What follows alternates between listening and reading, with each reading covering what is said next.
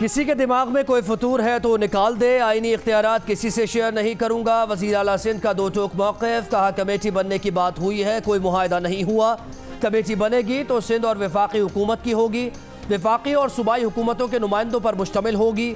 सियासी जमातों की कमेटी नहीं होगी। सियासी जमातों की कमेटी सियासी काम के लिए बनती है। एक वक्त था उन्हें बुलाया नहीं जाता था, अब वो खुद बैठ कर बात करने पर तैयार हैं।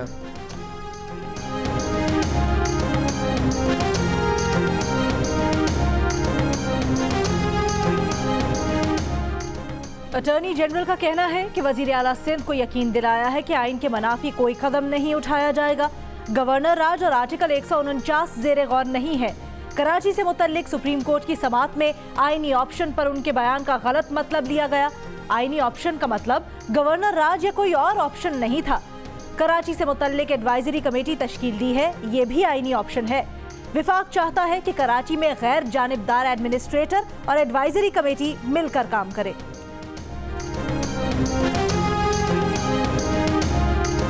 बिलावल भुट्टो जरदारी की हुकूमत पर कड़ी तनकीद, कहा यह कठपुतली जमहूरियत नहीं चलेगी, सबको कठपुतली की तरह चलाने की कोशिश की जा रही है। हम पर दबाव है, धमकियां दी जा रही हैं कि हम भी लाइन पर आ जाएं और NFC अवार्ड और 18वीं तरमीम में तब्दीलियां तस्लीम कर लें, लेकिन हम अपना मौक़िफ़ तब्दील नहीं करेंगे। पूरे ख़ानदान को गिरफ्तार करना है, कर लें। जमहूरियत, NFC और 18वीं तरमीम पर एक आंच नहीं आने देंगे। एहतसाब अदालत के बाहर गुफ्तगू में उनका कहना था कि पहले वीडियो लिंक और फिर ज़बरदस्ती आसिफ अली जरदारी को अदालत में पेश करवाया जाता है। ये हमारे और हमारे ख़ानदान के साथ नफ्सियाती खेल खेल रहे हैं।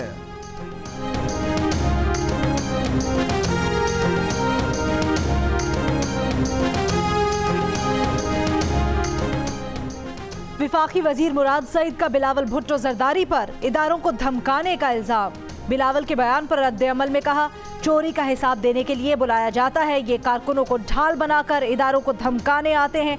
इनकी सियासत का महवर महज अपनी चोरी बचाना है। कौम को शरीफों और जरदारियों की सियासी तकरीरों में नहीं, पूछे गए सवालात के जवाबात में दिलचस्पी है। फयाजुल हसन चौहान ने कहा, जरदारी खानदान के सपूत के मुंह से इंसानी हुकूक की बातें अच्छी नहीं लगती। सिंध को पत्थर के दौर में धकेलने वाले इमरान खान की क़यादत पर उंगली उठा रहे हैं।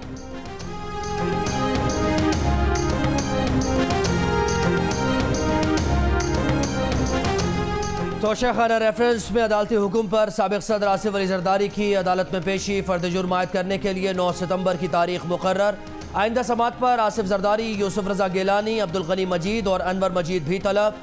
तोशाखाना केस में नवाज शरीफ को इश्तिहारी करार दिया जाएगा या फर्द जुर्म आयद होगी, फैसला 25 अगस्त को होगा।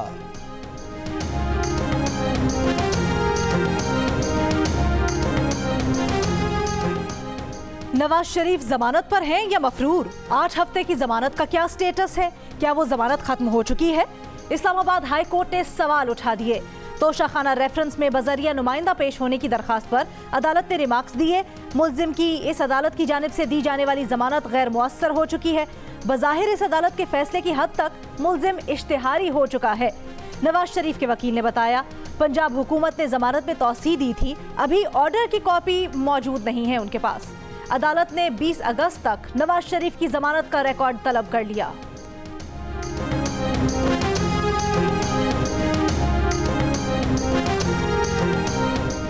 वज़ीर आला पंजाब का कहना है कि नैब ने उन्हें बतौर मुल्जिम नहीं बतौर गवाह बुलाया। नैब जब भी बुलाएगा जाएंगे, तमाम सवालों के जवाब देंगे। लाहौर चैम्बर में मीडिया से गुफ्तगू में उनका कहना था कि वज़ीर आला कोरोना फंड में सबसे पहला फंड लाहौर चैम्बर ने दिया। कोरोना से मुताल्लिक़ पाकिस्तान के हालात दूसरे मुल्कों से बेहतर हैं। रावी फ्रंट मंसूबे से मईशत में बेहतरी आएगी।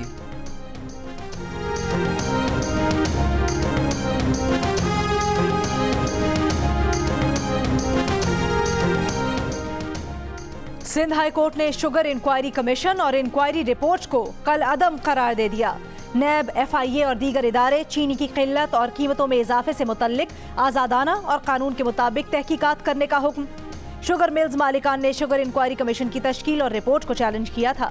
फैसले के खिलाफ विफाकी हुकूमत का सुप्रीम कोर्ट जाने का ऐलान।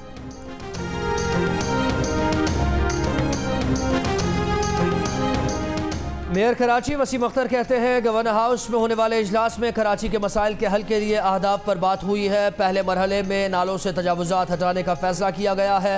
अब NDMA और FWO शहर में तरक्याती काम आगे बढ़ाएंगे।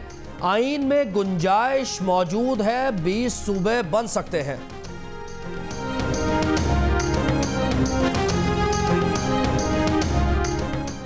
National command and operation centre में मुहर्रमुल हराम से मुतल्लिक आला सतह का इजलास। विफाकी वजीर असद उमर ने कहा, मुल्क में मजमूई तौर पर 27 टारगेटेड लॉकडाउन हैं। तमाम स्टेक होल्डर्स और चीफ सेक्रेटरीज कोरोना का अदम फैलाव यकीनी बनाएं। कोरोना SOPs की खिलाफ वर्जी पर कार्रवाई और जुर्मानों समेत तमाम इकदाम किए जाएं। शिमाली इलाकों में सयाहों की स्पॉट टेस्टिंग यकीनी बनाई जाए।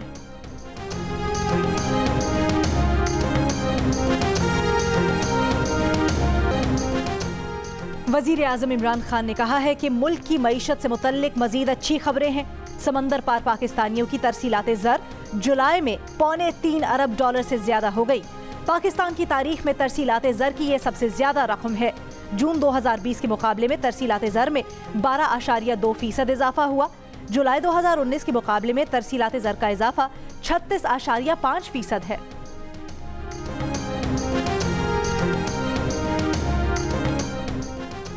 नौशहरा में 5 साल की बच्ची से ज्यादती और कत्ल का मुल्जिम पड़ोसी निकला। 18 साल के मुल्जिम ने शनाख्त के डर से बच्ची को कत्ल किया और लाश पोल्ट्री फार्म में फेंक दी, क्योंकि धोखा देने के लिए खुद भी बच्ची के घर वालों के साथ मिलकर तलाश में शामिल रहा।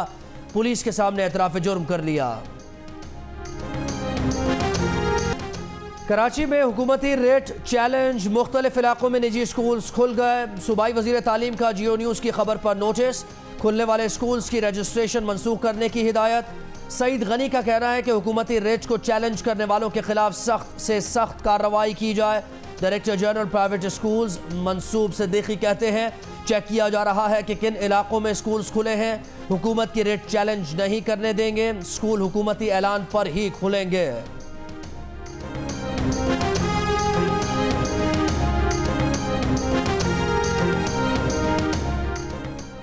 सेवन में 14 मार्च से बंद लाल शहबाज कलंदर का मज़ार ज़ायरीन के लिए खोल दिया गया। महकमा औकाफ का कहना है कि मास्क पहने बगैर किसी को भी दरगाह में दाखिल नहीं होने दिया जाएगा।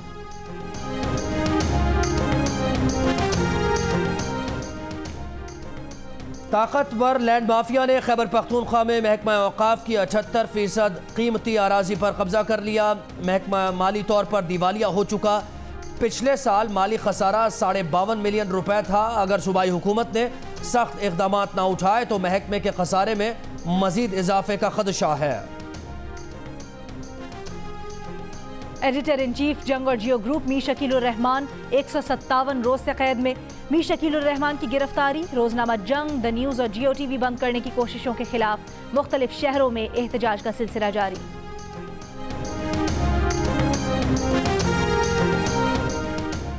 कुल जमाती हुर्रियत कॉन्फ्रेंस का 3 कश्मीरी मजदूरों के कत्ल के खिलाफ बुध को हड़ताल का ऐलान। वाक़े की बैनुल अक़वामी तहक़ीक़ाती एजेंसी से तहक़ीक़ात कराने का मुतालबा। काबिज़ भारतीय फ़ौज ने 18 जुलाई को जाली मुकाबले में कश्मीरी मजदूरों को कत्ल किया था।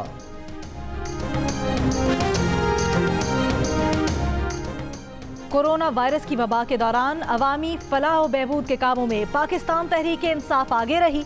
पल्स कंसल्टेंट्स के सर्वे में 28% अफराद ने अपनी राय का इजहार कर दिया। 16% ने जमात इस्लामी, 10% ने पीपल्स पार्टी और 10% ने ही पाकिस्तान मुस्लिम लीग नून को फलाही कामों में आगे बताया।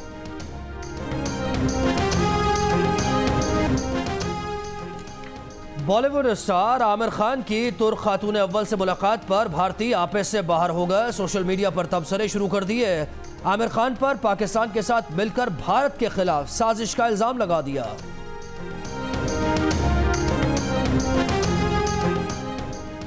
साउथहैम्पटन टेस्ट ड्रॉ की जानिब गामजन। बारिश और खराब मौसम के बायस 4 रोज में एक इनिंग्स भी मुकम्मल ना हो सकी। पहली इनिंग्स में पाकिस्तान के 236 रन के जवाब में इंग्लैंड 1 विकेट पर 7 रन बना सका। 3 टेस्ट मैचेस की सीरीज में मेजबान टीम को 1-0 की बरतरी हासिल है। पाकिस्तान फिल्म इंडस्ट्री के सुनहरी दौर की मकबूल अदाकारा शबनम को सालगिरह मुबारक। मारूफ अदाकारा आज 78वीं सालगिरह मना रही हैं।